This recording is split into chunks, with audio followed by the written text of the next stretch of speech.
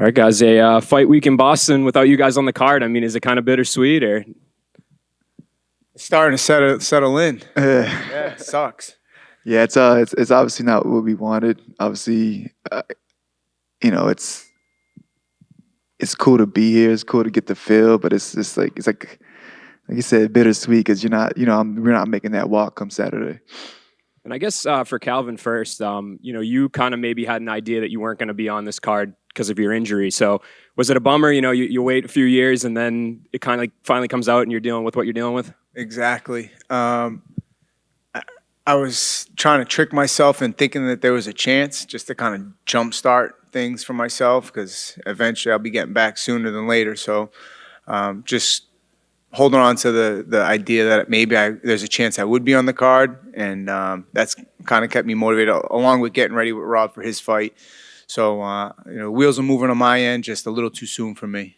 And for Rob, I mean, I think you had maybe even the harder decision, right? Because you were on this card and you made the choice to step up and fight a few weeks ago. So how difficult in terms of not fighting in this building? Like, was that a factor, or was it just kind of you had to put that aside and think about what the goal was? No, it definitely was hard to kind of obviously, make the decision not to fight in this building. In a perfect world, we would have made the fight happen here.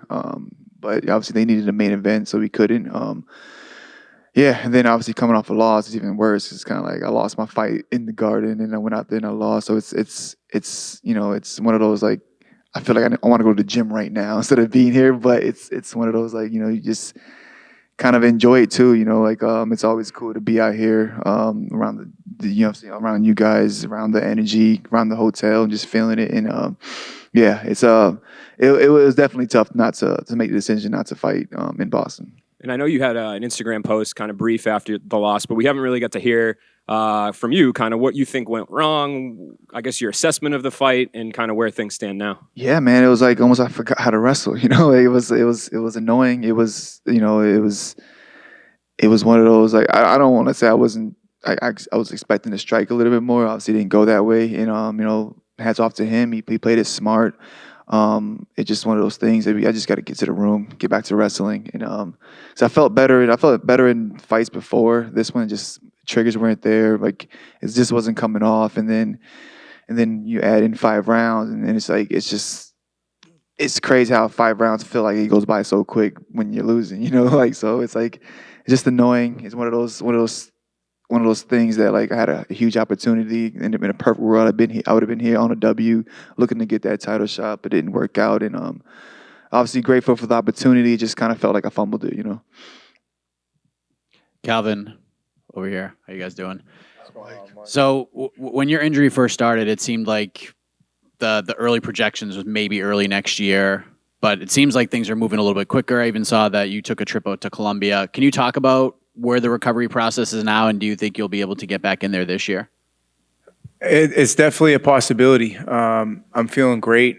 I'd say I'm able to train fully at this point, so just trying to train smart, ease back in, and just be ready for something. Hopefully by the end of the year. I feel like that's a possibility for sure. What was the Colombia trip like? What kind of procedure did you get? Was it just like stem cells, and how much better do you feel now? Yes, I got stem cells. Shout out to BioAccelerator for setting the whole thing up, and it was a great opportunity for me to go out there and get. I got them in my wrist, my knee, my back, wherever I could get them, and wherever. So it was good, man. And right now, some of that process takes a while to feel the benefits completely. So it's not like I'm magically all better now, but I'm on the road to recovery with it, and it's like a lifestyle process. They want you to eat healthy, continue with rehab, things like that. So I expect to kind of feel the benefits from those treatments over the course of the next year and things like that. So I feel great right now. It's good to be back, just moving with the guys at 100% and eyeing something. Hopefully by the end of the year is definitely a realistic possibility. And for Rob, do you feel like, especially after this week, you're going to get the itch to just get right back in there as soon as possible? Do we feel like we'll see you sooner rather than later? Man, ideally, I would like to jump on a car with Calvin, kind of peak at the same time, kind of get that feel again. My my emotional side is like let me get back there as soon as possible. But I know I need to tighten up a couple of things. I need to really lock it in, and and really just get my triggers back. Get like obviously it was technically a short notice fight, but it wasn't that short. As far as I was getting ready for this one, and it shouldn't be that easy to kind of like take me down. It shouldn't be that. And he made it look pretty easy, and again, I felt better before, so it's kind of like just getting back to the basics, locking it in, and being prepared for everything. Like I really thought I was gonna go out there and it's gonna be a striking match, and he surprised the shit out of me. It was like, oh, all right, we're wrestling, and then I didn't think it was gonna be that strong, that technical. It felt like it just felt like it just wasn't my night. So yeah, I mean, I don't want to rush it, but also I don't want to sit around too long either. But in a perfect world, I'm on the same card as Calvin. Did you feel extra pressure having to switch things up? Because, I mean, fighting in Boston, there's obviously a pressure, but an excitement. You're fighting Song Yudong, who is on the rise, and then you switch up to this main event against a guy who's right in the mix for the title, and especially with what's going to happen this weekend, we're either going to have a brand new champion in Sean O'Malley, or we're going to have a new champion crowned later on if Aljo moves up to 145. So did you feel like some extra pressure knowing that, hey, if I win this fight, like I could find myself in a title fight next? I want to say extra pressure. I just knew how big the opportunity was. It probably would have been more pressure fighting here, honestly. Fighting at home, probably it feels a lot more. Because technically in that fight I had nothing to lose. So I didn't. I knew it was a big task, main event, 2 extra rounds. We lost 2 weeks. So I know it was a lot, but I don't think I felt that pressure. Like if you do, like when you fighting at home, like fighting at home definitely feels a little differently. Like you got the whole crowd and everybody in there automatically assumes you're going to win anyway, just because you're their guy or whatever. So I think I would have felt a lot more pressure fighting at home. But it's just an opportunity like to fight Cory main event. It was a no brainer. I had to say yes. And who do you think is going to win the main event between Sterling and O'Malley? Man, I think if O'Malley can get him out of there about at least second round, I can see it happening, but I think I'm going with the champ on this one. And then, Calvin, one last thing for you, because Aljamain Sterling and Sean are fighting, and if Aljo wins, he's talked about moving up to 145 to make room for Merab to get his opportunity. How do you think Aljo would fare at 145 if he's successful, and maybe a potential fight with Volkanovski, like right out the gate? I feel like top 5 in any weight class could do well. With the field in the higher weight class, but in the top 5 of a higher weight class, it's always a little different. So I mean, he does cut a lot of weight, so I'm sure he'll fill out probably well. And then you think of guys like Frank Yeager back in the day as a 155-pound champ. It's kind of crazy to think about. So I don't know. I guess you have to just see. I don't think it's too crazy to assume. He's cutting a lot of weight. He's probably growing out of it, sick of doing it. I'm sure you'll see like a recharged Aljo at 45, should you decide to do that. And who wins the main event on Saturday? Honestly, the wind's out of my sails on a couple weeks ago. In my mind, man, I like Rob against everybody, but we just got to let time work itself out. And I don't really give a shit, honestly, to be fair. I never really do. But it's nothing personal against either guy. It just care more about my team and what they're doing when their next fights are. Good luck to both guys. It's a great fight for the fans. It's a fun one for Boston. But personally, I don't got any stock in the card myself because none of my guys are on it. So it's nothing personal. Who do you think they give him for? Like if he moves the first to 45, who do you think they give him for his first fight? It's a great question. You can't just go straight to the champ. Like what do you like? I mean, I think they probably will do that, but I think we'll probably give Volkanovski to Poirier first, and then he could probably get the winner. But I feel like he's going to get a title fight. Depends on Volk. Right? If Volkanovski wants it, they'd give it to him. That's a great point. That makes sense. The bigger goat. For Kid here, what have you made of Ilia Topuria since you last fought? He's probably been the guy that's kind of made the most noise in the division out of all contenders. Just curious, what have you made of his rise, and do you think he's got a shot against Volkanovski? I don't like to count anybody out, man. He's looked real sharp in his last fight against Emmett specifically. Prior to that, he's looked solid. I like his style. He's a striker. Threw some kicks his last fight, which is cool, but he's primarily hands like myself. and I like to see that style. It's an aggressive style and fun to watch. Because of your style as well, is that a fight that maybe down the line you would like to have just because it lends itself, at least for the fans, like a very exciting fight, right? I mean, I don't honestly pick fights, and it's very rarely that I care who's across from me. I don't focus on it's not my focus. I'm just here to fight the best guys in the world, and whoever's in my way on the way to a title and changing my life, so be it. Like I don't really, I know it's not the sexy answer, but I don't really care who's across from me, man. I'm just trying to get that gold belt and change my life. I don't give a fuck who's across from me. And the bioaccelerator thing is in Medellin, right? Yes, sir. Yeah. How was your experience in Colombia? First time? Yeah, it was great. Everyone hypes it up like it's these other countries are so dangerous, but it was very enjoyable. I had a great time. Was able to see some things out there post treatment, is like the mountains and things like that. It was really enjoyable. I love to go back and had a great time. Yeah. Any highlight besides the stem cells? Any highlight of the trip? I mean, we went out and went deep into the mountains. Saw like where we had this like private spot where there was a pool. Got to hike. That was about it, man. Really just got to see some of nature out there in Medellin. And actually, we rode a horse for a little bit, kind of half horse, half donkey. Pretty funny. Almost lost my manager for a sec. And but we all made it back, thankfully. And yeah, it was a cool experience. But like I said, it was a lot of treatments, so it was tough for me to really get out there. The people that I was with, it's kind of like a fight week. You know, we don't really get to take in so much of the fun that the new state or place has to offer. But everybody that we're with gets to really enjoy. You have to ask the people that weren't with me.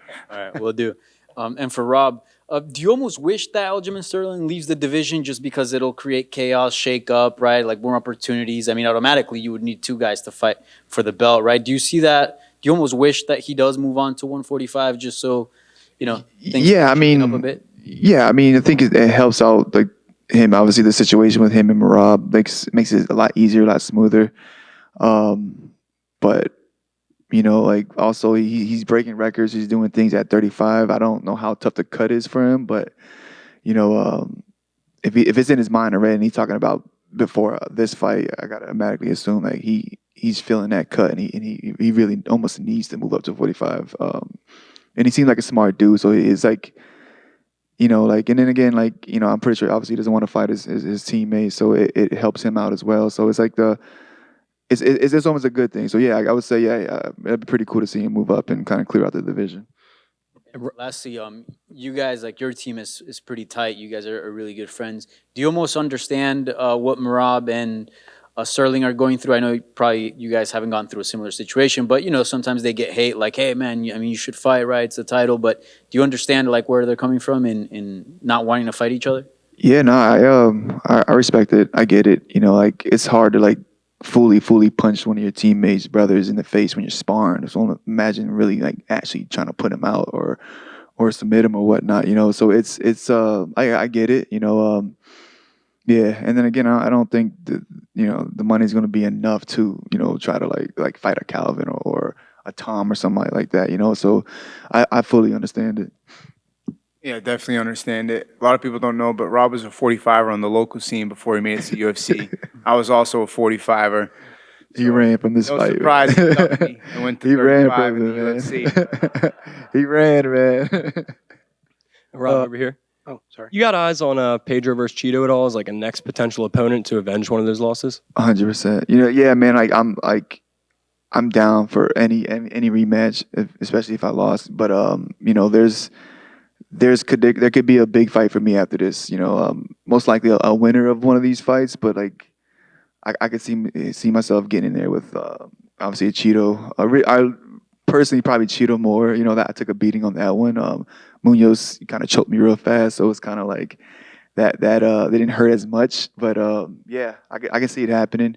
I think it'd be a great fight, exciting fight. I just gotta play it out, see how it plays out, and wait my time.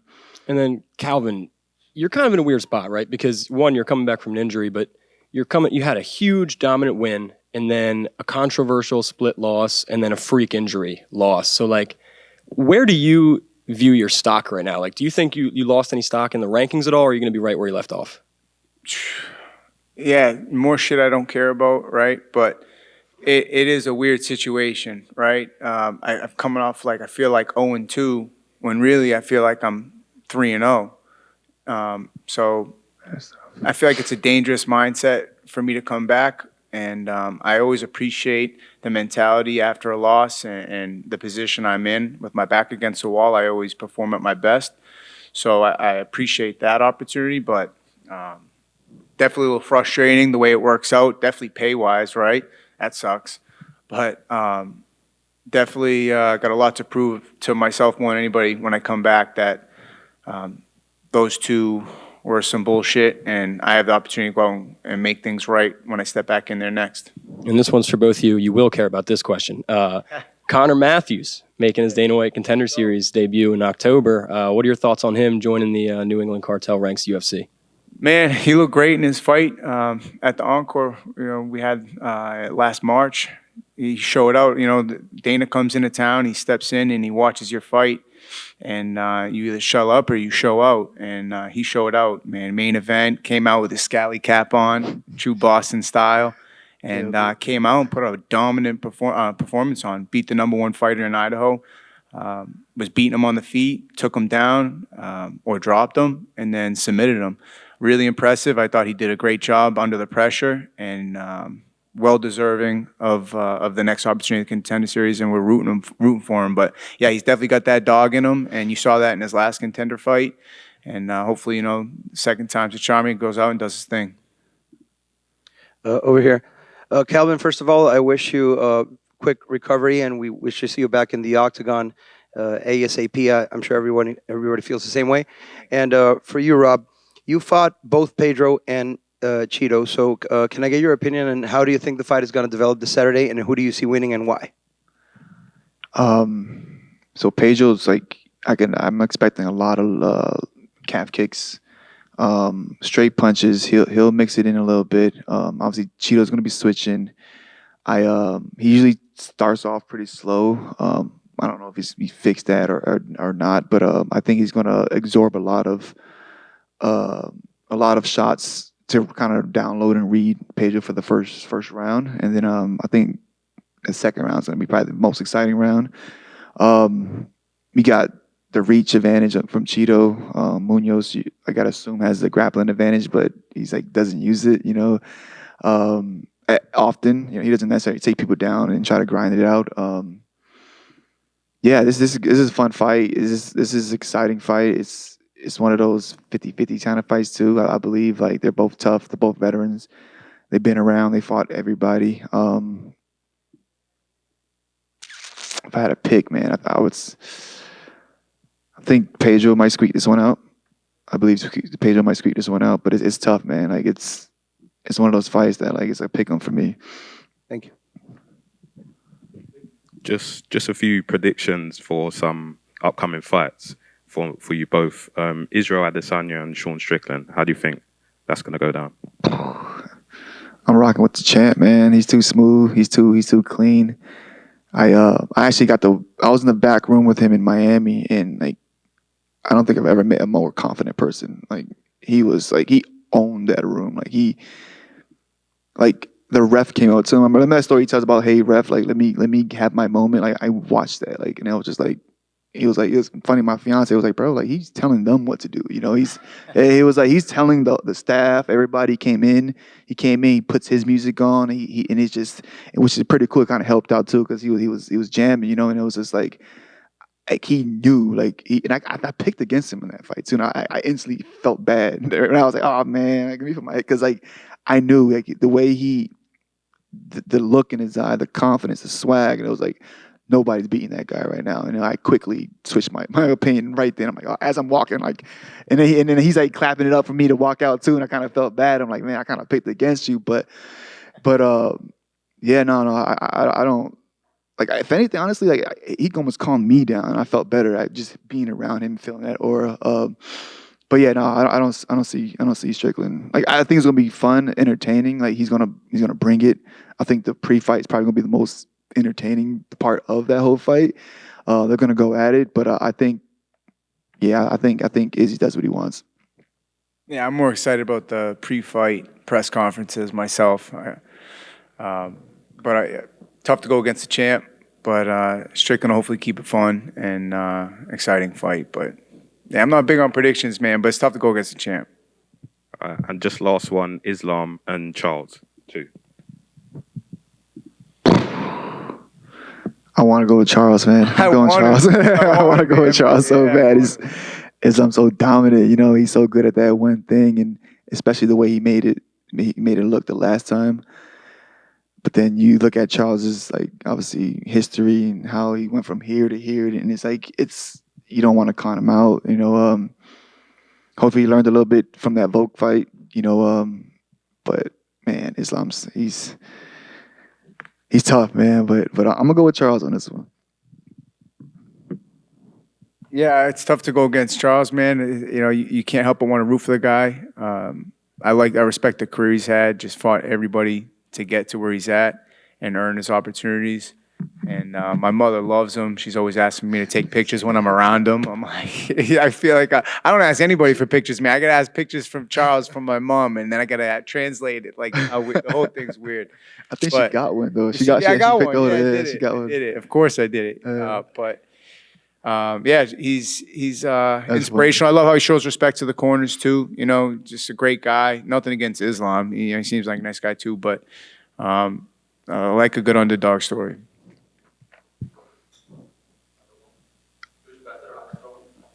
Axe throwing? You gotta say it, Shake. I can't understand your question half the time you said axe throwing. Definitely not you, man.